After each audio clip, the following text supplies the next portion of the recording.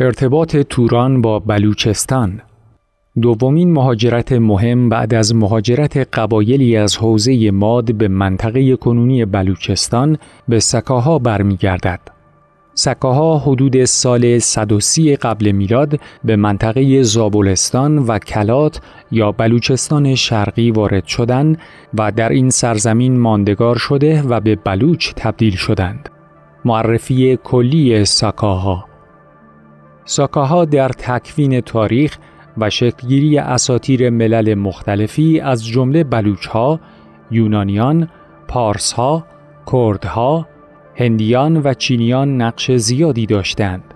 سکاها که طوایفی بیابانگرد و مهاجم بودند، در اوان تاریخ همچون قبایل آریایی زبان در شرق و غرب و جنوب جهان مسکون آن زمان پراکنده شدند و هرچند همواره با همسایگان خود در ستیز بودند، سرانجام در میان آنها مزمحل شدند و تنها نامی از آنها در صفحات تاریخ باقی مانده است.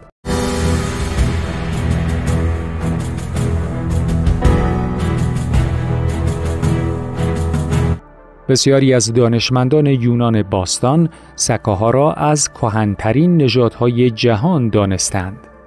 مورخ سده اول پیش از میلاد تروگوس پومپئیوس تأکید کرده است که سکاها همیشه در نظر همگان جز مصریان که از مدتها پیش با این نظر مخالف بودند کهن‌ترین نژاد جهان به شمار می رفتند.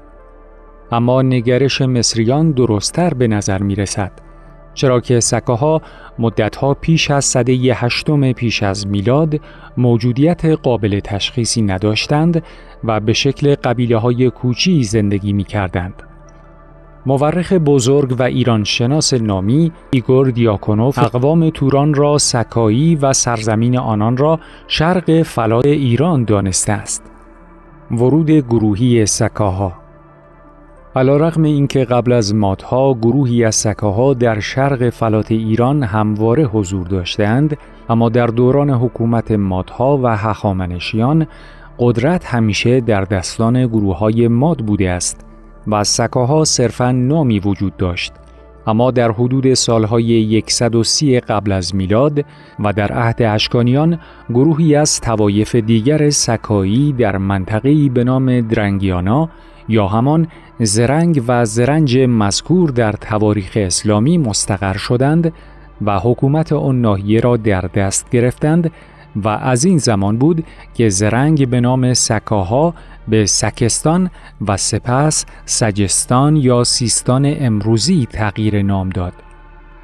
پیشروی سکاها در منطقه. سکاها بعد از اینکه حضورشون در منطقه و خصوصاً قسمت زرنج تثبیت شد، از این ناحیه هجوم‌های متعددی به داخل سرزمین هند انجام دادند. ابتدا کابل را متصرف شدند و سپس با تسخیر قسمت‌های مهم دیگری از سرزمین هندوستان دولتی به وجود آوردند که در تاریخ این سرزمین به دولت هندوسکایی معروف شده است. سکاها شاخه‌ای از آریایی‌ها. سکاها را آریایی زبان خواندن از این منظر که یک قوم کوچی بسیار قدیمی از آسیای مرکزی و شمالی بودند درست نیست. به اعتقاد بسیاری از پژوهشگران، ریشه مشترک بسیاری از داستان‌های شاهنامه فردوسی و حماسه ملی چین تحت عنوان فنگشن در واقع همان روایات اقوام سکایی بوده که پس از انتشار این اقوام در حدود چین و ایران، این روایات یعنی فنگشن یانی وارد حماسه‌های ملی این دو سرزمین شده است و سکاها همواره با ایرانی‌ها دشمن بوده و با یکدیگر می‌جنگیدند. علی‌رغم تمام موارد گفته شده، اما بسیاری از مورخین سکاها را دارای رابطه سببی با ایرانی‌ها می‌دانند. سگزی در شاهنامه فردوسی. واژه سگزی 13 بار در شاهنامه به کار رفته و در اکثر موارد در حکم نوعی ملامت رستم و یا فرزندان او از سوی سکاها صورت گرفته است. تعابیر به گونه‌ای است که گویا همنژادان رستم او را ملامت می کنند که چرا وقتی خود سکا هست به جای همراهی با آنها در کنار ایرانیان ایستاده و با ایرانیان علیه آنها می جنگد. اما آیا رستم سکایی بود؟ این موضوع که رستم سکایی بوده است در واقع از شاهنامه به دست می آید و توسط خود فردوسی چندین بار مطرح گردیده است. اما اینکه تا چه مقدار صحت داشته باشد مشخص نیست. به احتمال قوی رستم می تواند از سکاهای زابلستان بوده باشد، یعنی گروهی که از ابتدا و قبل از مادها در زابلستان حضور داشتند، نه گروهی که اخیراً به این منطقه مهاجرت نمودند. هرتزفلد معتقد است که بسیاری از افسانه‌هایی که در شاهنامه آمده مربوط به دوره اشکانیانند، چرا که سکاهای تورانی مهاجم اکثریت حملاتشون مربوط به همین دوره هست. اما اونچه که مسلم هستش اینه که شکل روایت‌ها اندکی تغییر کردند. همچنین از دیدگاه هرتزفلد، رستم جهان پهلوان بزرگ شاهنامه آریایی نبوده است، بلکه پادشاه سکستان و از نسل سکاها بوده و از زرتشتی هم نبوده است.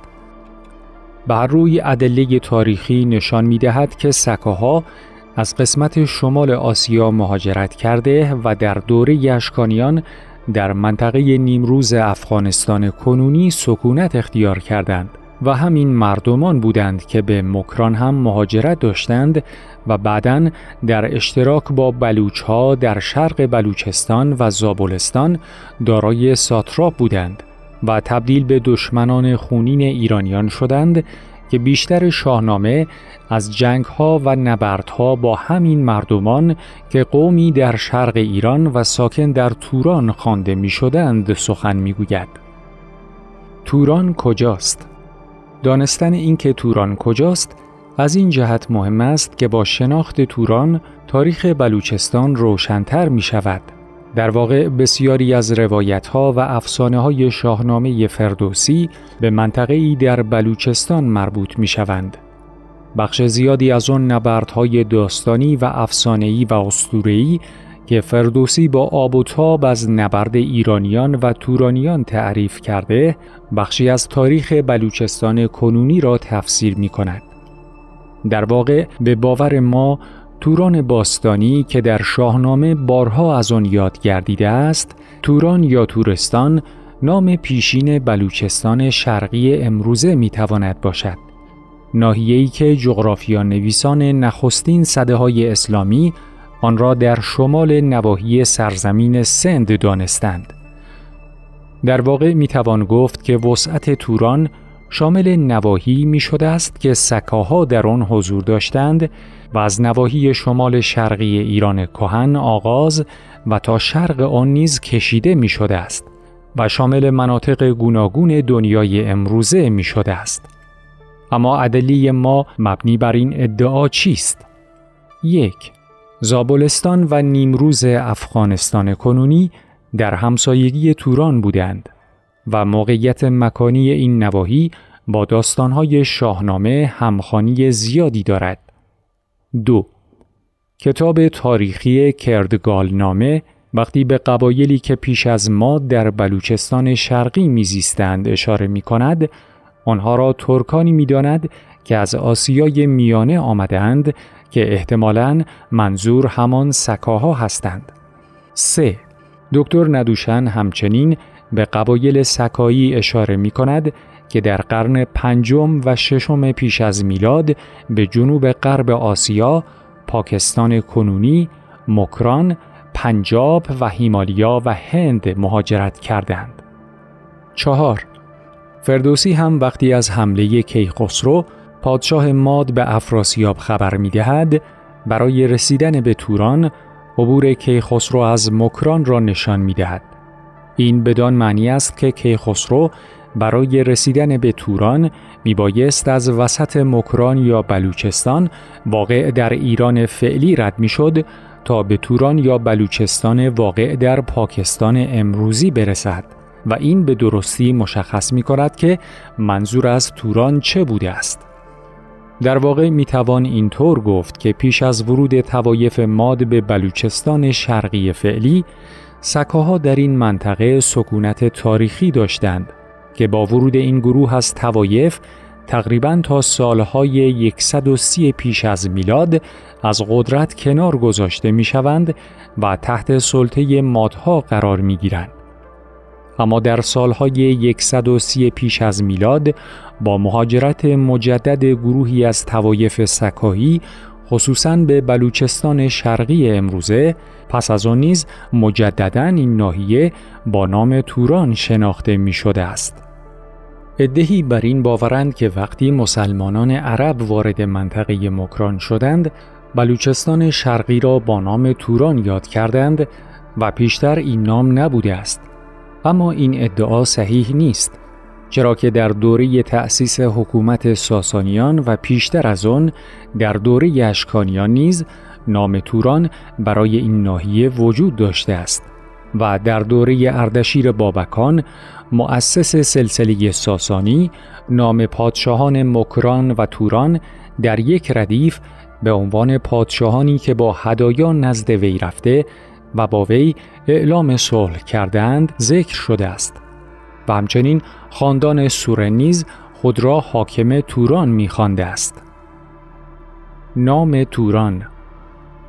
توران از کلمه تور گرفته شده و بارها این نام در شاهنامه فردوسی ذکر شده است. تور بر پایه اسطوره‌ها پسر دوم از 3 پسر فریدون از سلسله پادشاهی سکاها بود که در جهان بخشی فریدون کشور توران به او اختصاص یافت. ویلیام توماس چیک تاریخنگار قرن 19 بر این باور است که توران از کلمه ایرانی تورا به معنی دشمن آمده است، یعنی سرزمین غیر ایرانی. شاهنامه نیز توران را به عنوان منطقه‌ای که همیشه با ایران در جنگ بوده ذکر کرده است. در رابطه با وسعت سرزمین توران چنین میتوان تفسیر کرد که بر اساس گسترش حکومت توران یا سکایی‌ها که در همه این نواحی منتشر بودند، این نام نیز در گستره قلمرو در مناطق دیگر نیز ظاهر میشد و وسعت آن نیز در تاریخ متعلق به سرزمین‌های گوناگونی میشده است.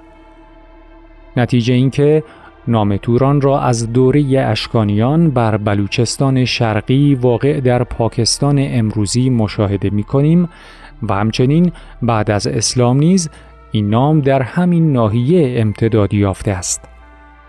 همچنین آثار و نشانه‌های تاریخی نشان می‌دهند که توران یکی از مراکز حکمرانی مهم در حوزه شرق بلوچستان بوده که از این منطقه همواره جنگ‌ها و نبردهایی با ایران زمین، افغانستان و خراسان کنونی صورت می‌گرفت و در واقع حضور سکاها در بلوچستان و تنیده شدن آنها با نژاد بومی منطقه رفته رفته در نژاد کنونی بلوچ نیز تأثیر گذاشته است.